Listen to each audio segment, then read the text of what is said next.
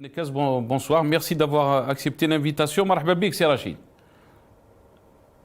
عليكم أزول الفلاك سيناتور جودي شكرا على استضافتكم et je salue l'ensemble des intervenants de cette édition. Merci Rachid Nekaz, merci, restez avec nous. Rachid Nekaz, je reviens à vous. Sur cette question d'incompétence et aussi de la situation qui s'aggrave dans notre pays, pas seulement au niveau social, mais au niveau politique, mais aussi par rapport aux droits de l'homme. On parle de plus de 300 détenus qui sont en prison, des détenus qu'on appelle politiques ou d'opinion. Quel est votre constat de la situation, Rachid Nekaz? Merci pour encore une fois votre invitation pour discuter à nouveau et du présent de l'avenir de l'Algérie. Vous savez, je me bats en Algérie depuis juin 2013. J'ai vu avec des millions d'Algériens la situation se dégrader. C'est la raison pour laquelle j'ai, à mon niveau, pris mes responsabilités en essayant d'être candidat à 2 reprises, en 2014, puis en 2019, justement en luttant contre la corruption, en luttant contre l'incompétence, en luttant contre l'absence d'éthique politique, d'éthique économique, d'éthique sociale en Algérie. Il y a une double incompétence en Algérie.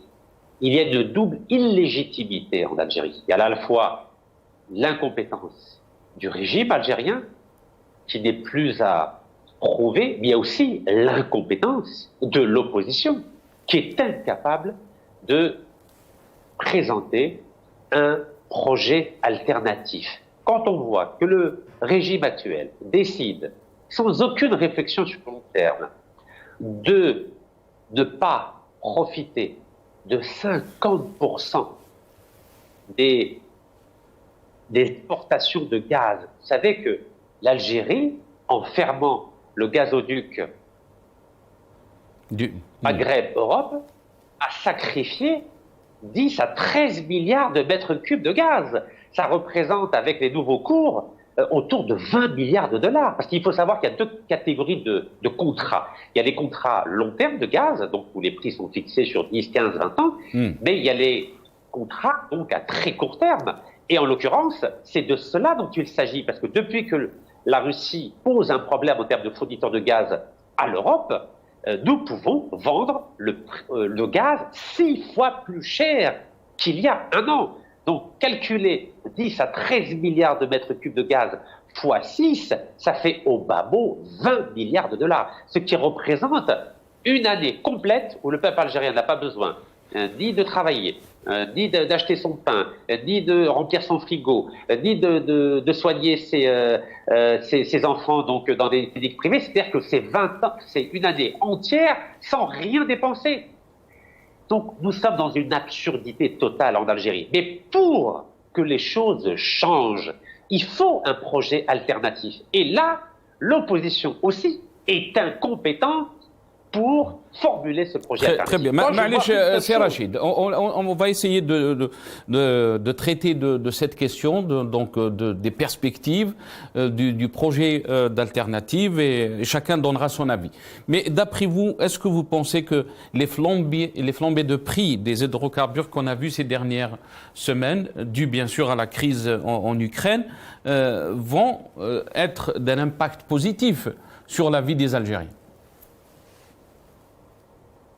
Alors, permettez-moi de répondre en 2 temps. Le régime algérien a gagné beaucoup d'argent depuis 1 an. Non seulement avec l'augmentation du prix du pétrole, mais maintenant avec l'augmentation énorme du prix du gaz pour les contrats à très court terme. Donc le régime est très riche. Il faut savoir que quand l'Algérie, la Sonatrach, vend du gaz et du pétrole, l'argent ne vient pas en Algérie. L'argent reste en Suisse, en Belgique, en France, aux États-Unis. L'Algérie ne rapatrie qu'une très faible partie du magot du gaz et du pétrole. Et pourquoi le régime algérien ne rapatrie pas la totalité? Pour une raison très simple, c'est qu'il a en face de lui au minimum 40 millions d'Algériens qui sont contre lui. Donc le régime a peur. Et c'est la raison pour laquelle Le prix de la patate est toujours élevé, entre 100 et 150 dinars. Il y a des chaînes phénoménales, des queues phénoménales pour les sachets de lait. C'est très difficile de trouver de l'huile, etc., etc. Parce que le régime a peur du peuple. Donc si on ne rétablit pas le lien de confiance entre le peuple et le régime, la situation économique et sociale du peuple algérien ne va pas s'améliorer quand bien même le prix du pétrole est à 300 $. Donc ça, c'est une donnée très importante.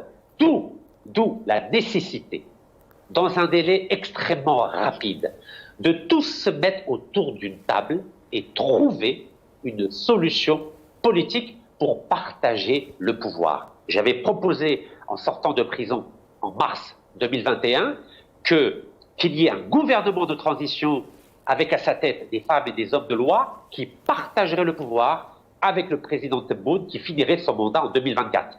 Malheureusement, le Hirak, dans l'ivresse des vendredis après-midi, n'a pas voulu entendre la voix de la raison.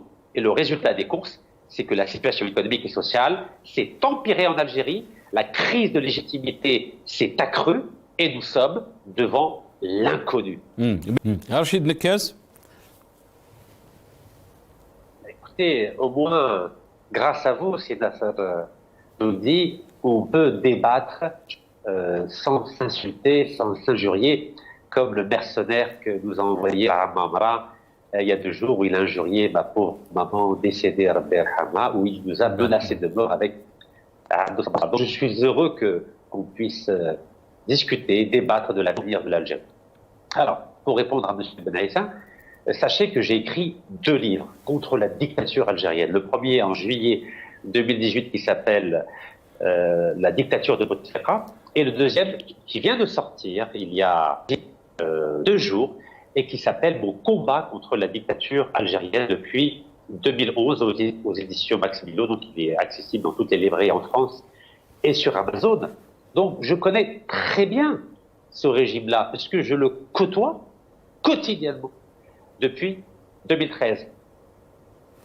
Quand je sors de prison et que je remercie les gardiens de prison, c'est la réalité. J'ai très bien été traité par les gardiens de prison, mais c'est le directeur de la prison qui m'a maltraité en refusant, sur instruction de l'ancien ministre de la Justice, le dénommé Belkacem Zarbati, qui lui a demandé de ne pas me soigner alors que j'avais un début de cancer de la prostate pendant 52 jours. Je n'ai pas eu droit à des soins. Et c'est grâce à mes avocats qui ont alerté l'opinion publique nationale et internationale et qui ont déposé des plaintes contre le ministre et contre le directeur de la prison de Koléa que les choses ont changé et que j'ai eu le droit au passage d'une commission médicale de 7 médecins. Je suis un homme politique. Je dis la vérité. Je ne suis pas un populiste. Je ne vais pas dire des choses pour avoir des j'aime sur Facebook ou sur YouTube. Mais je suis le seul opposant politique en Algérie qui a publié 2 livres en étant en Algérie. Rachid Nekez, est-ce que vous êtes... en Algérie, dans Poudoir. Rachid Nekez, est-ce que vous êtes toujours sous contrôle judiciaire? Alors, j'ai 15 policiers, H24, donc 24 heures sur 24, devant la maison. Je n'ai pas le droit de sortir de mon village, sauf pour aller voir un juge ou pour aller à un tribunal, ou récemment pour aller voir un médecin parce que j'ai un début de cancer de la prostate que je soigne à Chlef parce que je n'ai pas le droit d'aller à Alger, je n'ai pas le droit de sortir d'Algérie, donc ça fait 28 mois que je n'ai pas vu ni ma femme ni mon fils. Mes affaires sont en train de couler aux États-Unis et en Europe, et quand vous allez lire le livre, vous allez découvrir des horreurs sur ce qui m'arrive en Algérie et en France. Qui en est responsable, Rachid Nekez? Qui en est responsable de tout ce que vous venez de dire?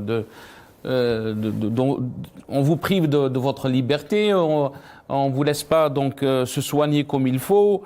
Qui est responsable, Rachid Nekez? C'est une évidence. Mes avocats, Maître Yassine Khalifi et Maître Shohra Abdelkader, depuis 2 ans et demi, ont déposé 30 plaintes devant les tribunaux algériens. 30 plaintes. Ça va de la plainte contre Ahmed Gaïd Salah, Ben Grina, Zarmati. Là, récemment, on a une plainte contre la Mamara, contre les mercenaires du régime. Le premier responsable, comme l'a si bien dit Sidjan Belgessoum, c'est le président de la République. Car le président de la République m'a libéré provisoirement de prison le 19 février 2021, mais il était incapable de m'autoriser à quitter l'Algérie pour faire des allers-retours comme je le faisais tranquillement de 2013 à 2019. Et le deuxième responsable, c'est évidemment l'institution militaire algérienne.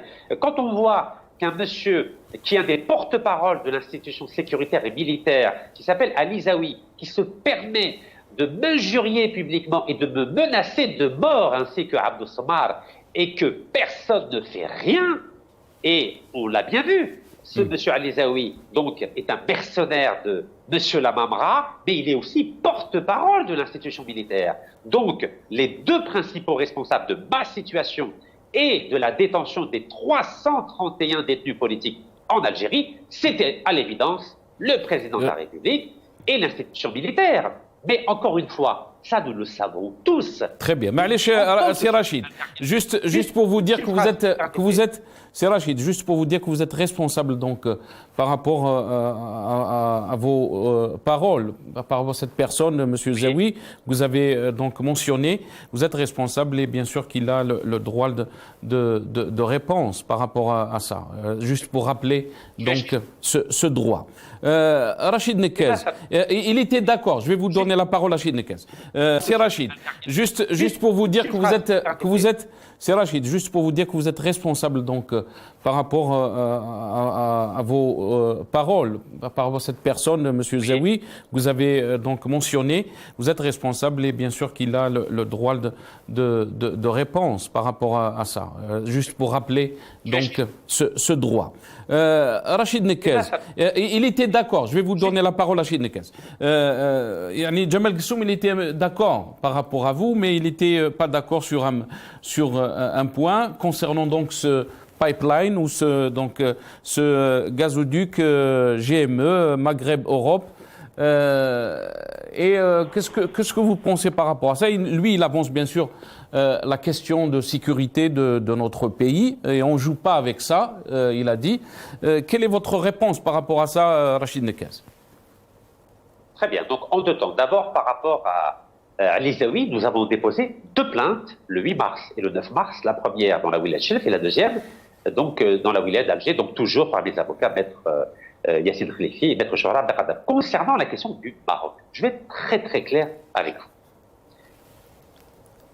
Napoléon nous a appris une chose très importante. Un État doit pratiquer la politique de sa géographie.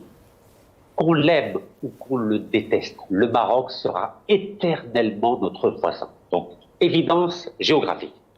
Maintenant, au niveau des partenariats militaires, est-ce que vous savez que l'Algérie n'a aucune alliance militaire avec qui que ce soit? Ni avec la France, ni avec l'Espagne, ni avec l'Italie, ni avec la Russie, à qui nous achetons 90% de notre armement. Ce qui veut dire que si demain, la France nous envahit, par exemple, la Russie ne viendra pas nous aider. L'Algérie est exactement, sur le plan géostratégique, dans la même situation que l'Ukraine. L'Ukraine ne fait partie d'aucune alliance militaire stratégique. Elle ne fait pas partie de l'OTAN et elle ne fait pas partie de l'axe militaire russe. C'est la raison pour laquelle elle est totalement isolée aujourd'hui. Donc si demain la France envahit l'Algérie, il n'y aura personne pour nous aider, ni militairement, ni politiquement, ni économiquement. Moi, je n'ai pas oublié la leçon de Napoléon. Je le dis et je vous le redis. L'Algérie est condamnée avec le Maroc, avec la Tunisie et accessoirement avec la Mauritanie et la Libye à s'entendre comme les 27 pays européens. Vous avez bien vu, les 27 pays européens, malgré l'union économique, malgré l'union douanière, malgré l'union financière, a été incapable de venir en aide à l'Ukraine. Et on parle bien de 27 pays. Donc comment voulez-vous que l'Algérie puisse assurer sa sécurité si elle n'est pas dans une stratégie d'alliance militaire, politique, économique et financière avec le Maroc? Très avec bien. la Tunisie, avec la Libye et avec la Mauritanie. Rachid Nekaz, très rapidement, en un seul mot, je dois donner la parole au professeur Mahmoud Snehadji. Vous avez dit que vous avez déposé plusieurs plaintes. Est-ce que vraiment, Rachid Nekaz, vous croyez en vous-même qu'il y a cette liberté ou transparence de justice en Algérie? Je vais être clair et je l'ai toujours été. L'Algérie est un régime autoritaire et un régime dictatorial. Mon livre est très clair. Mon combat contre la dictature algérienne. Donc il n'y a aucune équivoque possible. Mais je reste un homme politique. Donc je suis obligé d'utiliser les petites failles du système algérien pour essayer d'apporter un peu d'espoir à 5 millions d'Algériens. Et juste un petit mot, si vous permettez. Pourquoi j'ai déposé 30 plaintes en Algérie? Pour une raison très simple. C'est que les conventions internationales disent la chose suivante. On ne peut pas saisir les tribunaux à l'étranger tant qu'on n'a pas épuisé toutes les voies de recours dans notre pays d'origine. Donc, je vous donne un exemple. Nous avons déposé plainte contre l'ancien ministre de la Justice, Belkacem Zarmati, pour torture, usurpation de fonctions ministérielles, abus de pouvoir, etc. La plainte a été refusée à Alger, donc maintenant, nous pouvons déposer plainte contre ce dénommé Belkacem Zarmati en Espagne, au nom de la loi de la compétence universelle. Très bien. Ensuite à la haie, ensuite à l'ONU. Donc il y a des règles à respecter. Je suis un opposant, mais je suis aussi un Restez avec nous. politique. Restez avec nous, Rachid Nekaz. Rachid Nekaz, à vous la parole. Travaillons ensemble, il est en train de dire Jamal Guessoum, mais la question qui se pose, il s'impose, travailler avec qui quand on a un régime qui fait barrage à toute initiative qui vient du peuple?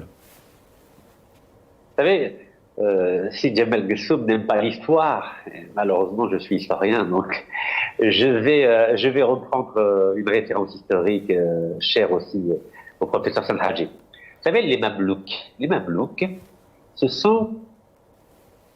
c'est une dynastie d'esclaves qui a dirigé, gouverné, spolié l'Égypte pendant 3 siècles. 3 siècles.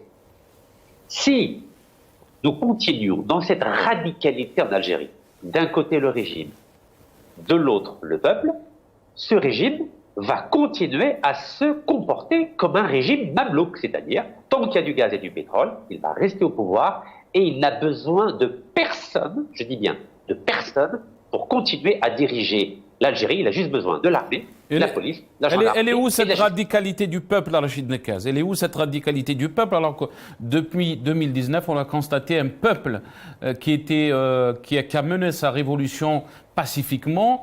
Il a lui-même les autres nations, en le voyant marcher pendant des semaines et des semaines sans aucun problème.